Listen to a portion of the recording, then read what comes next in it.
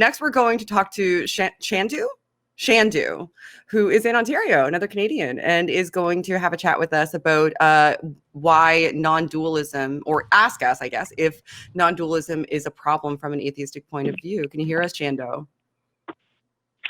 Hi there. Can you hear me? Yes, I can. How are you? I'm doing good. How are you? I'm wonderful. So welcome to the Atheist Experience. What would you like to talk to Matt and I about today? Thank you so much for accepting my call. I wasn't sure if I'll be in the waiting list or be accepted. Thank you. And so I am a Hindu by birth. Okay. I have heard Matt and everyone in the show talk about several religions. Mm-hmm. But practicing organized religion with the intent of suppressing a group of people or knowledge base is a bad thing. Sorry, I just climbed upstairs, so I'm out of breath.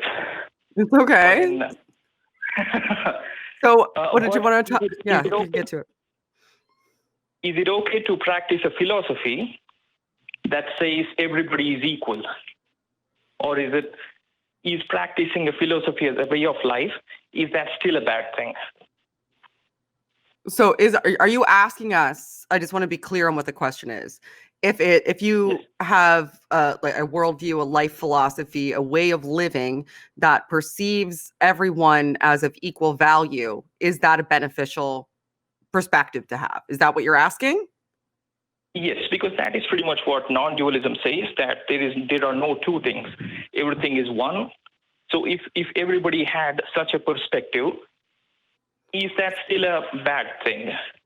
So you're arguing that I'm trying to see a few steps ahead to where you're going. So to non-dualism, what do you mean by in non-dualism? Can you elucidate that for me? Because it seems to me that you're asking me if I have a worldview that perceives everybody as of equal value, is that good or bad? And then if I say yes, then you can say, well, I have this worldview that has that as a component, and thus you just said that worldview is good. So before we get to that point, which is I think what you're angling at, I would like to know what you mean by it.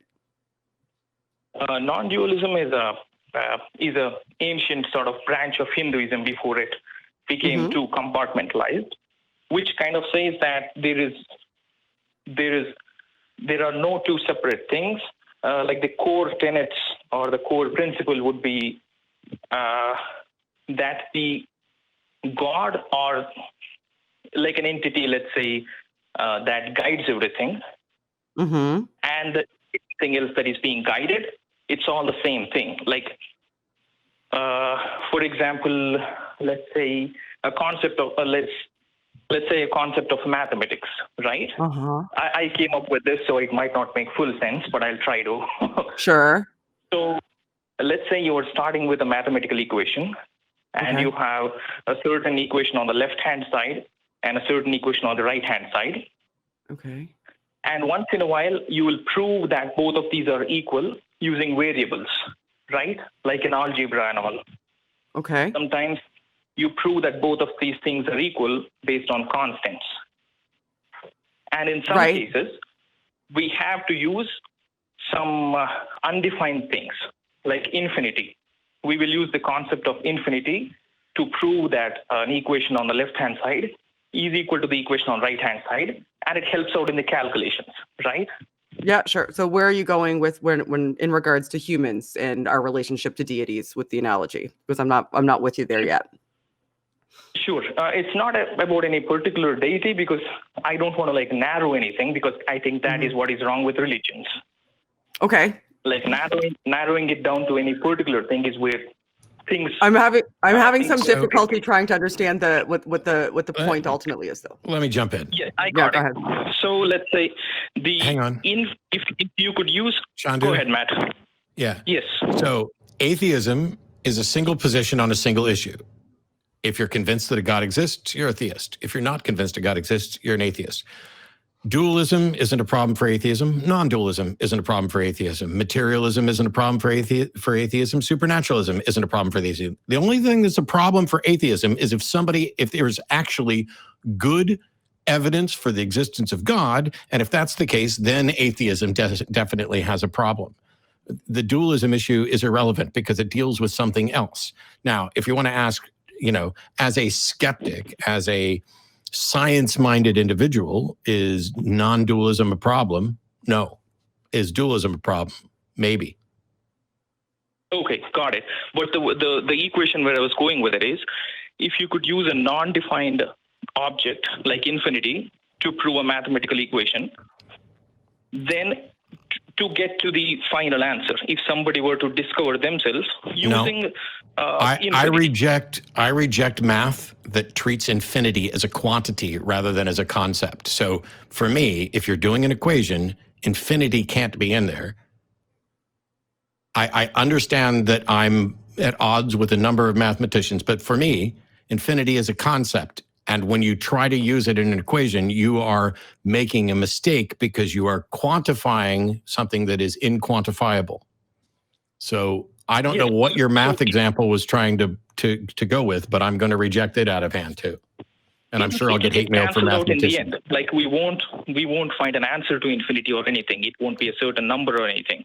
Like if the infinity gets canceled out in the end, I'm not a mathematician too, I'm a chemist. But then if it gets canceled out in the end, while giving you a true value, is that still a bad thing?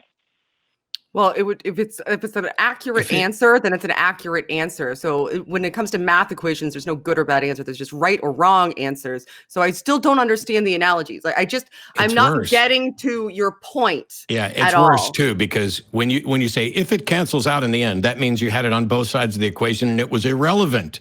Right. So why put it in there at all? That's how things cancel out when they're irrelevant. Yeah. We're not getting anywhere here. I apologize, Chandu. Yeah, I really don't understand. I don't even understand what your question is ultimately here. Like for us regarding our perspectives on things. Like Matt's right. Being an atheist is just the answer to a question. It doesn't inform you anything else regarding a position that either one of us or anybody else who identifies as an atheist might have. So if you're asking us what our perception on non-dualism is, instead of using the analogy regarding mathematics, why don't you just tell us what your perception of non-dualism is and ask us if we agree? Sure. Like I was trying to explain my understanding of it, but then non-dualism pretty much defines a few characteristics. Okay. Such as it says God, as defined by the non-dualistic way of life, is about three things. It's about Sat, Chit, and Ananda. Where are you getting this? Because you're now saying that non-dualism has a God definition, and this is the first I've heard of it. Now, granted,